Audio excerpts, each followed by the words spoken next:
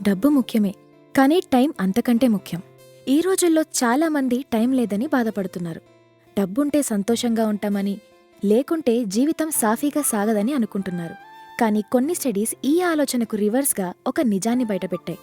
ఎక్కువ జీతం కోసం ఎక్కువసేపు పనిచేసేవారి కంటే, తక్కువ జీతంతో తక్కువసేపు పనిచేసేవారే ఎక్కువ సంతోషంగా ఉన్నారట. డబ్బు అవసరమే, కానీ దానికోసం జీవితాన్నే పనంగా పెట్టేంత మాత్రం కాదు. దీనిని ప్రూవ్ చేయడానికి సైంటిస్టులు కొంతమందికి తలా $40 ఏదైనా కొనుక్కోమని చెప్పారట. అప్పుడు చాలామంది తమకి ఇష్టమైన వస్తువుల్ని కొనుక్కున్నారట.